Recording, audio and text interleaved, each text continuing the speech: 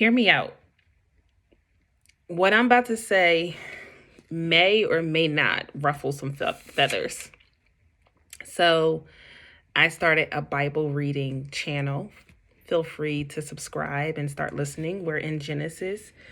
But Hear Me Out is going to be kind of like a follow up to what I'm reading, like certain aha moments that I have. And I'm going to bring it here to this portion called Hear Me Out. So, hear me out. After reading some of Genesis, I truly believe that Adam and Eve were not the first humans on this earth. Don't beat me up. I'm just saying I do not believe. And I know what you're thinking. So let's just get into the verses. Okay. So we're going to start with Genesis chapter 1. We're going to jump right into verse 26. Then God said, "Let us make human beings, plural, human beings, in our image to be like us." Okay, you still don't think so? Let's jump to the next verse. We're going to jump to 27. So God created human beings, plural, in his own image. In the image of God, he created them, plural, male and female. He created them.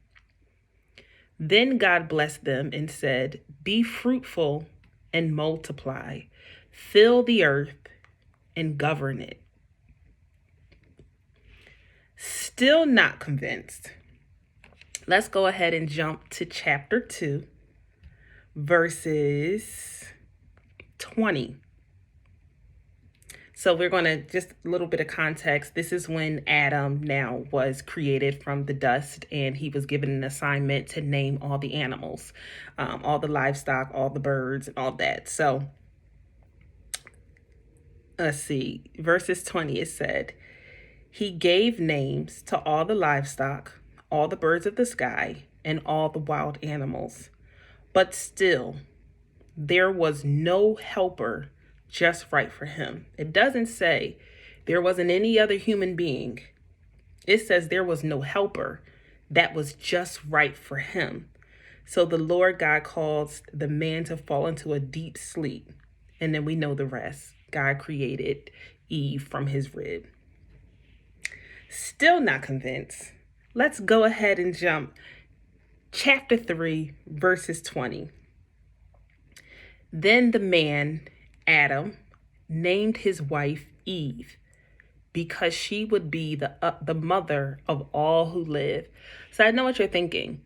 If she's the mother of all who live, there probably wasn't anybody else on this earth because she's the mother of all who live.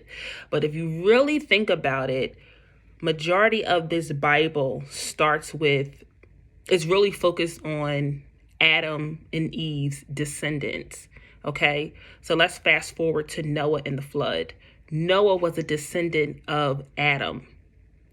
Remember, everybody from the earth got wiped away. Everybody was killed in the flood.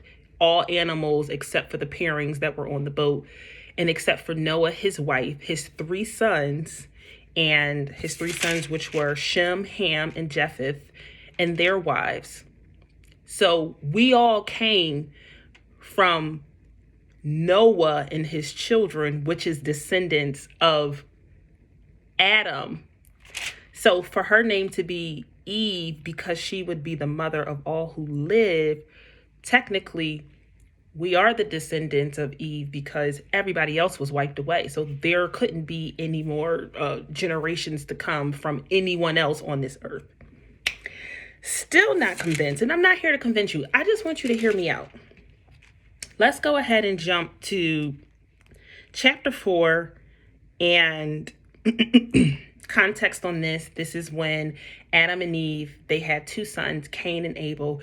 Cain got jealous of his brother and killed his brother Abel. God basically punished Cain for doing that. And he basically said that you're going to be wandering for 7 years. So we're going to jump to verse 14, chapter 4. And this is his response to God. "You have banished me from the land and from your presence. You have made me a homeless wanderer. Anyone who finds me will kill me. So if Adam and Eve had two sons, he says, if anyone who finds me, who are these other people? Who's going to find you and kill you while you're wandering?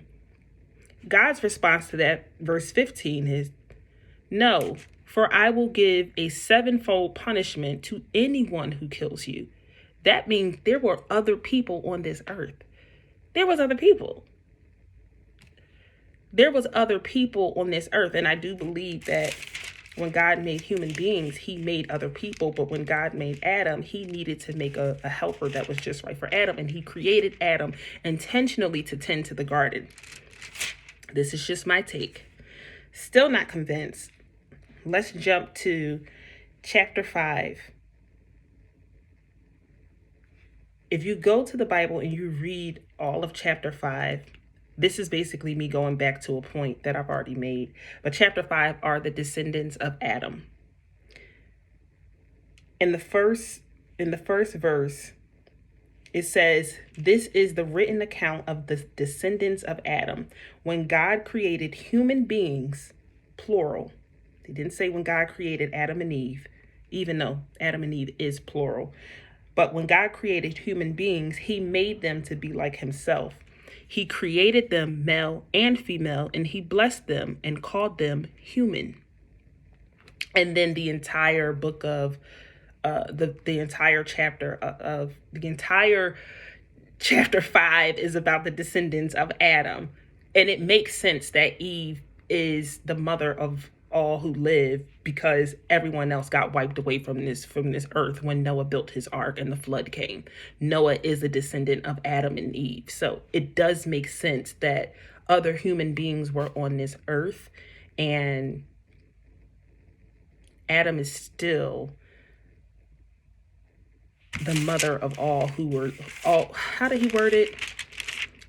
She would be the mother of all who live. I mean, to me, it just makes sense. She's the mother of all who lived. Everyone else died. So, of course, she's the mother of all who lived, because Noah is a descendant of Adam and Eve. Just hear me out. This is not a debate. If you happen to come across this video, we don't got to be mean in the comments. I just want you to go to the Bible and read it for yourself. This is just something I wanted to share with you all. Yeah, like, this is why I love the Bible, because it's just like you just read for yourself and you start to learn more. Like, I'm not saying I'm right, but I don't think I'm wrong. That's all I'm going to say.